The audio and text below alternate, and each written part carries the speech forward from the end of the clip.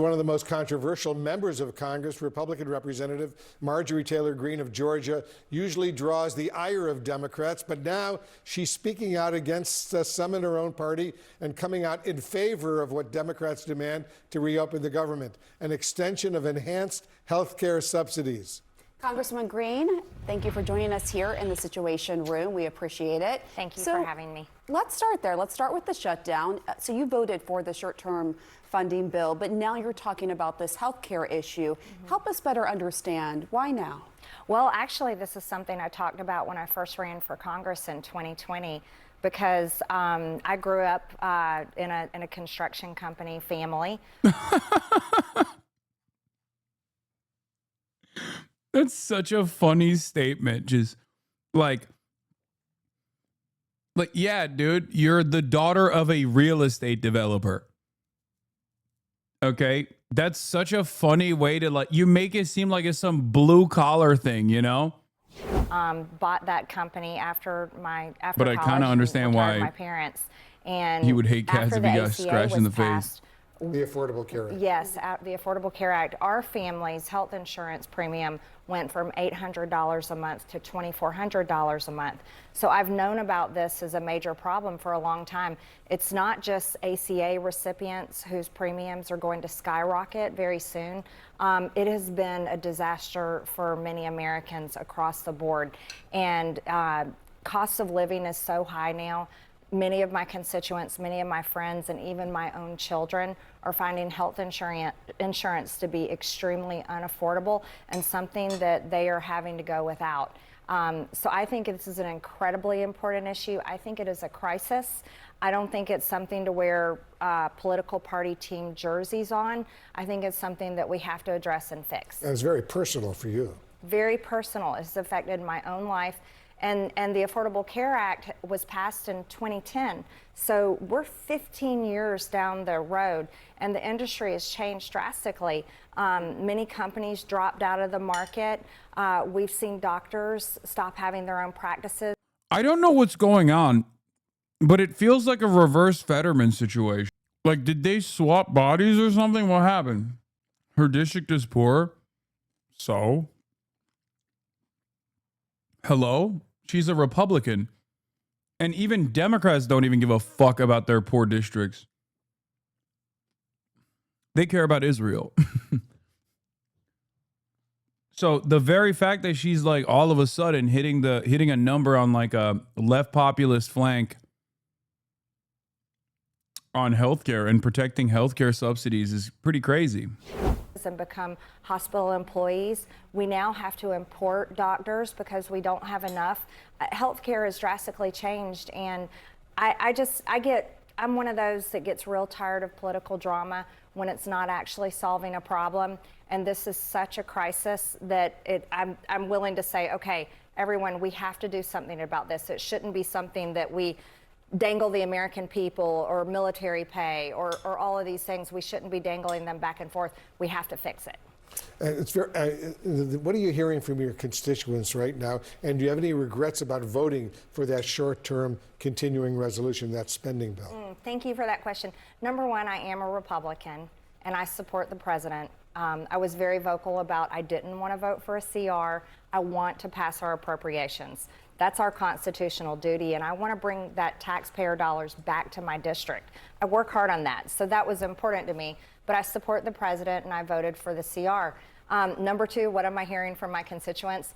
It's great. We track all the calls that come into my office. About 60% of the calls coming in right now are calls of support and saying, yes, health insurance is a crisis. They're telling us stories about how they're already paying $2,000 a month with $10,000 deductibles. I'm getting phone calls from people that are saying if the ACA tax credits expire, they aren't going to be able to have health insurance. They're going to have to drop it. But I'm hearing from people on both sides, people already on the ACA and people that are already getting crushed by high health insurance premiums. I want to ask you about this new Washington Post poll. CR is a continuing resolution. I don't know, man. It's like kind of taking me out. It freaks me out a little bit. It's like seeing a baby speak perfect English. You know what I mean? Like straight out the womb. If you saw something like that, you'd be like, that's odd. That's a strange phenomenon. I don't know how to deal with it. And that's how I feel right now. Watching Marjorie Taylor Greene talking like this is very strange. And it is actually freaking me out. Even though this was literally one of my predictions for the year. Or was it last year? I think it was this year, right, chat? When I said Marjorie Taylor Greene is actually going to become like more of a normie adjacent Republican. But she's even outflanked my expectations. It's breaking your liberal brain, isn't it? No, this is nothing. This is unironically closer to a Marxist analysis than a liberal one, where I say that both parties in a bourgeois democracy do not represent the popular interests of the proletariat, and instead are just simply figureheads for capital, figureheads for the bourgeois.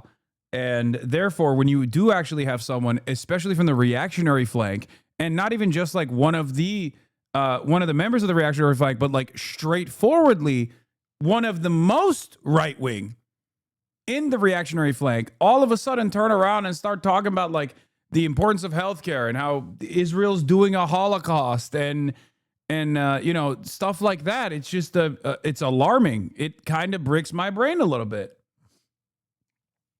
I assume it's still indecent. It's cynical. It's probably room reading, but it's not like she was.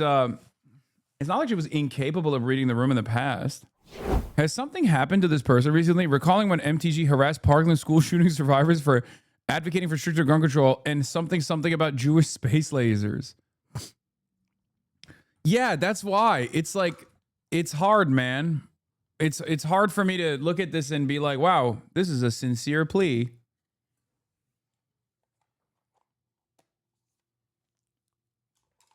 Are we duped? Do we get easily duped?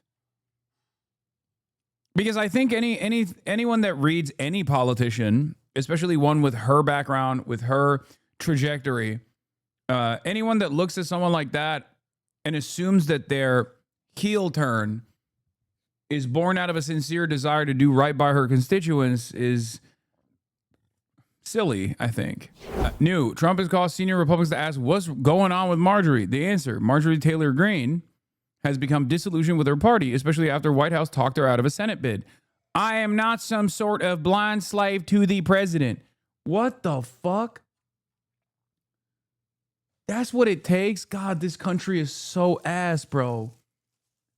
It's just like petty vengeance, really? Because she did very clearly try to signal to the establishment, Republicans, that like she was trying to be better. Okay, she was trying to become like a more serious figure and not like Jewish space lasers, right? And what's interesting is I think those initiatives were not met with support by the Republicans, who just kind of know her as the Jewish space laser woman. So they basically were like, yeah, dude, shut up. You're fine. You're fine where you are. So now it feels like this makes more sense. It feels like in an interest of making herself a more prominent national figure, and also backed by petty vengeance, she is putting her ear to the ground and making these kinds of statements that she knows will garner her support. Maybe not bipartisan support, but at least like these are the types of things that other Republicans would look at and go, you know what? That Marjorie is good, actually. She's clearly fighting for me. And she also hates that, Israel is dominating American politics or whatever, right? Like those are things that are popular. But those are things that Republicans don't say. The reason why they don't say it is because they know that it's popular and you're not supposed to say it, and you're supposed to just like shift people's priorities away to like transgender athletes or undocumented migrants doing mass rapes or something, right? Like that's what you're That's what you're supposed to do if you're a Republican. It's not like these guys are oblivious to how fucking popular healthcare is, right? Like, they know that. It's not like they're oblivious to how popular social safety nets are in general. Of course they know that. That's why they fight back against it tooth and nail. Especially once implemented, it is very difficult to whole cloth cancel social programs because people rely on them for survival. This is something that Donald Trump also had to recognize with the Obamacare situation, right? He was like, I'm going to cut Obamacare. I hate it. I hate it. And like, it was very unpopular when he tried to do that. So Republicans already know this. So I guess the reason why she's going unshackled mode here is probably to build her national profile for a senatorial run, and also to kind of do a fuck you to the Trump admin a little bit for not taking her seriously. Agree with Americans in that poll that see the shutdown as your party's fault? You know what? I don't think the shutdown is popular for either side. And so I see the shutdown completely different from maybe my party leadership. And I'm not putting the blame on the president. I'm actually putting the blame on the speaker and Leader Thune in the Senate. This should not be happening. And I don't think, look, as a member of Congress, we already have a low enough job approval rating. This shutdown is just going to drive everybody's approval rating that much lower. But so you're putting the blame on the leadership of your party? Absolutely. We control the House. We control the Senate. We have the White House. I've been vocal saying, you know, you can use the nuclear option in the Senate. This doesn't have to be a shutdown.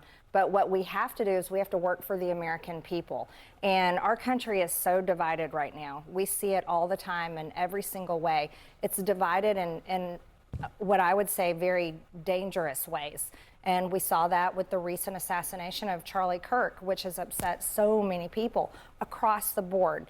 And look, when it comes to hearing from senior citizens or my own friends and neighbors and my own family members and people that voted for me, and they're just saying, Marjorie, we just really want somebody to do something about health insurance premiums. We really want our government and our leaders to actually focus on our country for a change and fix our problems. That is the message I constantly hear from my district, and I'm a representative. I don't have to be a cheerleader for my party. I have to represent my district because those are the people that hired me and sent me here. And I myself, I agree with them, and I'm pretty much over it's just drama constantly on TV. No offense, because you guys are on television, but that's all that we see in American politics now. You know, there's a reporting that President Trump, as you know, recently called at least two. Bro, this is so weird, dude. This is actually so weird. This is demonic. This is the most demonic thing that she's done. I'm sorry. Like, if I were to hear her, you know, deny the Holocaust or something, I'd be like, that tracks. This is far, far stranger. This is the strangest thing that Marjorie Taylor Greene has ever done. I don't understand it, and it's freaking me out. She is not only making sense, but she's also speaking clearly, slowly, in a coherent manner. I don't know what's happening. I've always been very skeptical of these sorts of figures, as you guys know.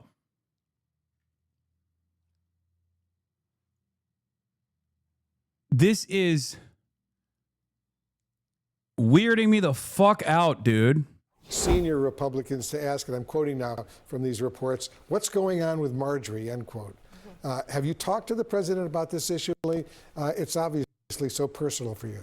Well, you know, the president has my cell phone number, and he's called me many, many times. So if he wants... Recently? How recent? I don't get into that kind of... Ooh, she said recently. She said, I don't want to talk about it. Details, but he knows how to call me and he can ask me himself. But here's the deal. There's also this, and I'm not blaming you guys, but there is a I think she wants attention from daddy a little bit too. Media narrative trying to say that I don't support the president. I absolutely support the president. I campaigned for him for years. But I'm also an action person, and I want my party to solve problems. And you say he's not getting good advice, though. You told Manu Raju. What specifically? Well, I don't think it's good advice that a government shutdown is going to help Republicans in the midterms. I don't agree with that. I also don't think it's good advice that Republicans ignoring the health insurance crisis is going to be good for midterms. I actually think that would be very bad for midterms.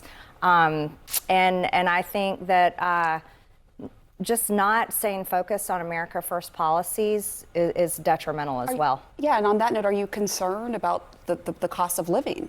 Very. That the President Trump said he would lower?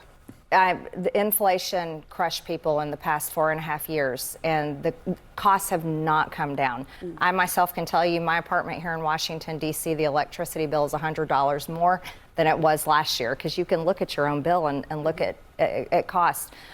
Prices have not come down. That is a reality. People's wages have not gone up. That's another reality. And so Americans are continuing to have a very difficult time getting by. It's not really that complicated why she's doing this. She's an opportunist and understands that any publicity is good publicity. Yeah, except if fucking if she can understand that this is like good commentary, okay? If she can understand that this is like garnering support for her, then why the fuck can't the Democrats? Because in a world where Marjorie Taylor Greene is like, we must protect the subsidies that help Americans pay their insurance premiums that have skyrocketed due to unlimited greed from capital owners that are a parasitic force on American society, then Democrats should also be like, yeah, we have to do fucking free healthcare. Like, we have to do Medicare for all. What the fuck? And I'll go a step further. I'm a mom. And so when it comes to what is affecting my adult children's lives, who are 22, 26, and 28, I'm going to be 1,000% fighting for them over any politician and any party. And I can tell you right now, that generation, they are barely making it, and they're very hopeless for their future. So you're a mom first, a politician second. That's right. I'm a mom first. That's good to hear. So I want to just ask you also about another issue you've been really outspoken about, and of course that is the Jeffrey Epstein files, wanting to release those. I know Democrats have also been calling for that, a few other Republicans as well. The Democrats are accusing Speaker Johnson of delaying the swearing in of Arizona's Democratic Congresswoman-elect because she would give the last vote needed to release those Epstein files. I'm wondering, the Speaker, for his part, he has denied that. He said it's because of the. Have you spoken to him? Do you think she should be sworn in right away? Well, I'll say it like this. I can't conclusively say if that's why the House is not in session, but the House should be in session. And the House should be in session for many reasons. We have appropriation bills that need to get passed. There is a new Democrat that's been elected that does deserve to be sworn in. Her district elected her. We have other bills that we need to be passing. And if it's to avoid the discharge petition, why drag this out? That is going to have 218 signatures. And so I say go ahead and do it and get it over with. The big news that we're all following right now is obviously the ceasefire deal between Israel and Hamas and Gaza, and the hostage deal that all the remaining Israeli hostages, dead and alive, will be allowed to go back to Israel. President Trump says he might be going to the region as early as this Friday. He wants to be there when this historic moment unfolds. He wants to witness this, talk to his aides, talk to the Israelis, talk to the Palestinians as well. Do you have any concerns at all that this deal could still, God forbid, fall apart? I don't know. I certainly applaud the president. This has been one of the issues that I've campaigned on and talked about constantly. I'm very much against America's involvement in foreign wars. And the president has worked very hard on this. However, we have to see Israel and Hamas, both sides, truly cement this agreement. But I certainly hope for all involved that this definitely is a peace deal that will remain. We all hope that, yeah. And on July 28th, you talked about that. You said, quote, it's the most truthful and easiest thing to say that October 7th in Israel was horrific and that all hostages must be returned. But so is the genocide, humanitarian crisis, and starvation happening in Gaza. On that note, when it comes to the genocide, I mean, do you believe that Israeli Prime Minister Benjamin Netanyahu is a war criminal? I don't know if I can accuse him of being a war criminal. Oh, however, well, let's just say boo. both. Boo, you literally have said he is conducting a genocide. Come on. Boo, so close. Boo. Issues are bad. That's why I said that. What happened on October 7th is absolutely horrific. And of course, our hearts go out to those families and those hostages that remain. But at the same time, the relentless bombing of the Palestinian people, and many of them have been just innocent people. They're not Hamas. They're literally women and children, and you can't unsee the amount of pictures and videos of children that have been blown to pieces and are they're finding them dead in the rubble. That isn't, those aren't actors. That isn't fake war propaganda. It's very real. And I think that is equally horrific. It's not equally horrific. It's far, far more horrific. That's crazy. It's far larger in scale. It's just not. Anyway, obviously, I mean, she's a Republican, so my expectations on this are limited.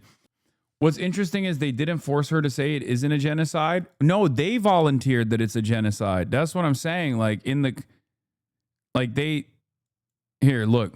It's the most truthful. And July 28th, you talked about that. You said, quote, it's the most truthful and easiest thing to say that October 7th in Israel was horrific and that all hostages must be returned. But so is the genocide, humanitarian crisis, and starvation happening in Gaza. On that note, when it comes to the genocide, I mean, do you believe that Israeli Prime Minister Benjamin Netanyahu is a war criminal? I don't know if I can. Oh, she's just quoting her. I guess that's Pictures and videos of children that have been blown to pieces and are they're finding them. Or something else that a quote foreign government or powerful people may try to kill you. Republican Senator Ted Cruz of Texas shared that post of yours on X, writing, quote, why do crazy people keep thinking the Jews are trying to kill them? What do you say to Cruz, and what did you mean by that? Well, first, that was an extremely ridiculous thing for Ted Cruz to say. I never said Jewish people. I'm not anti-Semitic. I don't hate any people group for their identity or who they are. So that was unbelievably low for a sitting U.S. senator to say that. But what I'm talking about is very real. I have a tremendous amount of death threats. It's documented. I have some of the highest amount of death threats as a sitting member in the House of Representatives. And when you speak about certain issues, we can watch the calls and the emails and the messages. They increase and the threats increase. And so when I say I am seriously concerned for my life, and I say if something ever happens to me, I really mean it. It's okay for me to say that. This is the time that we're living in where we're seeing political violence, and I'm totally against it completely in every which way. But when I say something like that, and to have another Republican of my own party insult me and insinuate I'm saying something I never said is absolutely unacceptable. Right. And I know a lot of members of Congress are getting threats, which is, Absolutely. we can't tolerate that. But when you say the foreign government or powerful people, who specifically were you alluding to there? I'm saying anyone, any foreign government, any people of power. I'm talking about the Epstein list.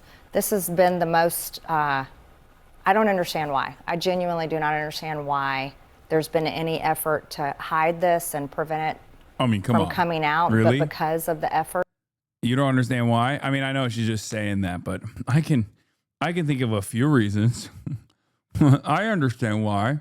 For years now to hide it and prevent it from coming out, it certainly makes you feel afraid when you're one of the ones truly on the front lines pushing it to come out. I also serve on the Oversight Committee, and we're leading that investigation there, so I'm involved on both fronts. The Oversight Committee investigation, as well as my signatures on the discharge petition. And you don't think Oversight's doing enough then on that? Actually, to tell you the truth, the Oversight investigation has the power to go much further than Thomas Massie and Ro Khanna's resolution. But they're not doing that. Why do you think that is, in your view? Actually, well, number one, there's a government shutdown and the House is not in session, so nothing is happening. But actually, the Oversight Committee has subpoenaed. Like, she's so prim. Am I fucking crazy? Like, why is she so well put together? I just don't even... I don't understand it. Like, it's not... Even on the aesthetic front, like, sure, the things that she's saying are strange, but even the way she's communicating is also different. It makes no sense. She's not like being a loudmouth and fucking brash. Information than Thomas Massie's resolution specifically calls for. But here's my stance.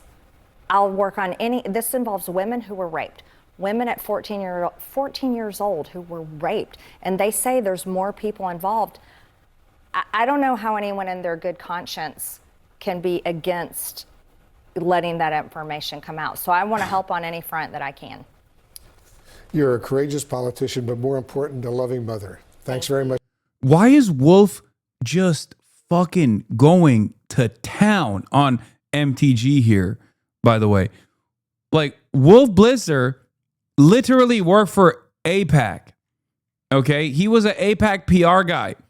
The person who he is sitting across from unironically has said some of the most anti-Semitic shit that you have ever heard from any modern day representative. Okay? I don't even think that there's any confusion there. I think that there's no competition. Like, Marjorie Taylor Greene, I think, has said some of the most insanely anti-Semitic shit I've ever heard. Now, having said that, I know that's not like a big problem for a lot of people in the media as long as you're pro-Israel, right? But now she's also anti-Israel. So what the fuck am I looking at? What's my expectation here? What am I supposed to expect from a guy who worked for AIPAC?